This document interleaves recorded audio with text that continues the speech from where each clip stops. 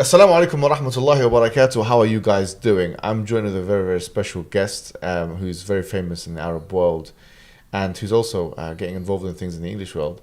It's Brother Hazem. How are you doing? I'm good, Akhi. MashaAllah, Brother Hazem is a Muslim filmmaker and YouTuber, podcaster, very, very well respected in the Arab world. What we're going to be doing today is me and you, we're both from Egypt, from the Arab world, and we're both Muslim people, and we're both reacting to this situation in Palestine. Yep. And we're both very affected by it. But I saw something of Joe Rogan. You know who Joe Rogan is? Yeah, definitely. Yeah. I saw something which made me respect him a little bit more. Okay. And I wanted to show it to you, and then we can react to it together. Let's do it. Okay. So if you're a Palestinian and you live in Gaza, you're just stuck. You're stuck forever. And that's why these people are, like, people from America, they're like, why, that's why you have this mantra, like, oh, they want to die. They raise their kids to be suicide bombers. No, when you're in Gaza, you are born dead. You don't have a life. So that's why these people are giving up their lives to send a message to us. That's why they're doing this. That's the only reason they're doing this, is to send a message to us. Help us. That's all they can do, is use their bodies. It's just terrifying to me. Forget sad. about whether it's Israel or Palestine. Forget about what it is. The idea that people could be stuck, born stuck in this spot and really have no recourse and nowhere to go, and just be thought of by people that live just a few miles away from you, that you're subhuman. And that the fact that someone can make that T-shirt with 1 bullet, 2 kills, and show a pregnant woman with crosshairs on her belly, that scares the shit out of me. So what do you think of that? I don't know, man.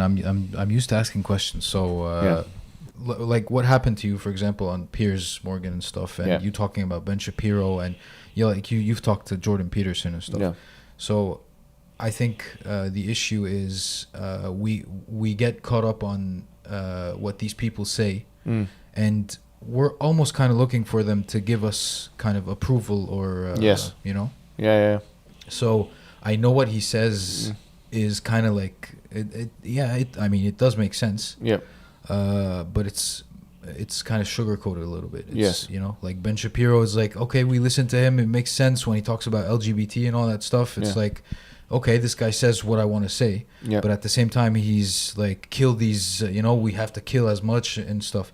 So I'm trying to figure out what the balance should be of listening to these people. Like, for example, Jordan Peterson. I was with a good friend of mine, and he started listening to him and the series that he makes about the Bible, the biblical stuff, and he's now a Christian because of him, right? So I don't know, it's I'm not waiting for this kind of approval. Although I am happy that I'm happy for him, but it doesn't affect me. Like it shouldn't even make me happy. Do you know one thing is there's a famous saying, I don't know who said it, but it's a very famous saying. It says that if you want to know who rules over you, look at who you can't criticize. And we've seen a lot of people in the right wing. We've seen, obviously, Ben Shapiro's invested.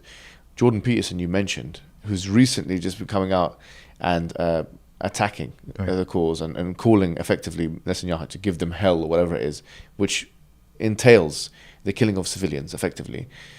And we've seen other people, even Piers Morgan, that have been in the show, have a very strong bias towards Palestine, against Palestine and for Israel. We've seen these kinds of things, and in the context of all that, this sounds much, much, much better.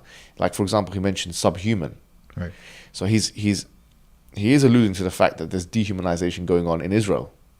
He is alluding to the fact that what's going there is not favorable conditions. He isn't taking a strong pro-Israeli stance, which, in my view, is so much better than his compatriots. However, as you mentioned, it is sugar-coated a bit, and I agree fully with your sentiment. It's an excellent point. But it shows us who's controlled and who's not. And this is not just for the Muslim community. Right.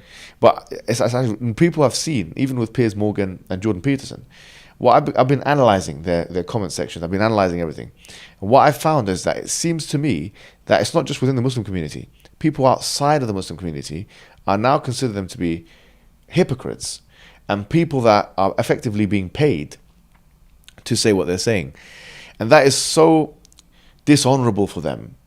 It's so it's the worst thing they could potentially be marred with, I think, because if you think about what they preach, truth, journalism, honesty, transparency, 12 rules, whatever it may be, speak the truth even if it's not expedient, whatever it may be, this flies in the face of all of that, doesn't it? Right. And so I like the idea that it's a sugarcoating, that we're not waiting for the approval.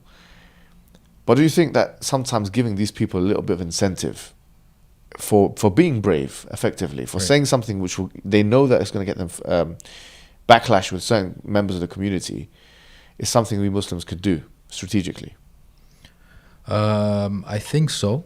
I think, like I told you, I could be like good for him, right? Yeah. But at the same time, when he was speaking, he's like regardless of it being like he tried to distance it from being that kind of issue, Palestinian and stuff. So again, it's not what I'm trying. It's not the same thing, right? For us, it's not even about land, right?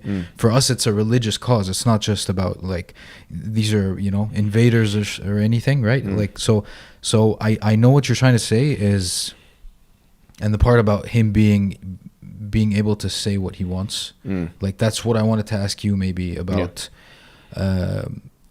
You come from Egypt, so you kind of think that. Well, I'm going to Canada or UK or whatever, so I can say what I want, right? But then you come here, and then during big events like the parades against the LGBT and stuff that happen here in Canada, like the very big organizations here in Canada weren't pushing for it, weren't promoting it, right? So the question of, is freedom of speech actually a thing? That's a beautiful question, and that's something someone like Joe Rogan, who's been speaking about it for very many years, and people on the right wing, they should be answering this question, because a lot of them have been jumping on the bandwagon and saying that the waving of Palestinian flags in protests should be illegal. We're seeing people now, I've been communicating with people here in Canada and people in the UK and all over the West, saying that they're finding problems at work. And they're finding problems at work in different places because they've been noticed by their employers to be pro-Palestinian, and they're connecting that with terrorism, all kinds of things. It's the first time in history, in my life, that I've ever seen such difficulties and complications that people are facing because of activism of a pro-Palestinian kind. Right. So much so that we're considering starting some kind of a name and shame organization to see which organizations are actually attacking Muslim people or pro-Palestinian people in this way, and for us to name and shame them. And this might be an action that we take. But the point is, there is a huge hypocrisy here. The right wing, which its whole mantra is freedom of speech and expression, is effectively, large swathes of it, telling us, no, you can't do this kind of protest. Right. You can't wave that kind of flag. You should stop this. And it's unbelievable who it's coming from. But because time is of the essence, I really have enjoyed your contribution. Likewise, and what is your YouTube channel for someone who wants to check it out? You could just type in Hazem, Hazem, As-Siddiq. Beautiful. And it's in English and Arabic. You've got stuff in both languages. Yeah, alhamdulillah. I'm sure people would want to hear your insights, and you've got some fantastic interviews. There's also a podcast called Why. Yeah, it's in Arabic. It's about myself and two other brothers. We talk about religion in a very casual manner. Alhamdulillah, it's one of the best, not best, but it's, it's kind of big in the Middle East. Sure. Perfect. Well, thank you so much. Thank you, Akhi, for the opportunity. Anytime. And make sure, guys, that you subscribe to his channel and you keep at it with the PR war, because we, in a public opinion perspective right now, are in an unprecedented place where we're pushing, and people are seeing the fake news. People are seeing this is nonsense. People are being paid to support Zionism. And the voice of the Muslims now, everyone's watching us. We collectively have a massive responsibility. Please, let's take this opportunity to spread our message and to strengthen our ranks and to be united as Muslims, وَتَعَاوَنُوا عَلَى الْبِرِّ وَالتَّقْوَى, and come together on goodness and righteousness. Wassalamu alaikum wa rahmatullahi wa barakatuh.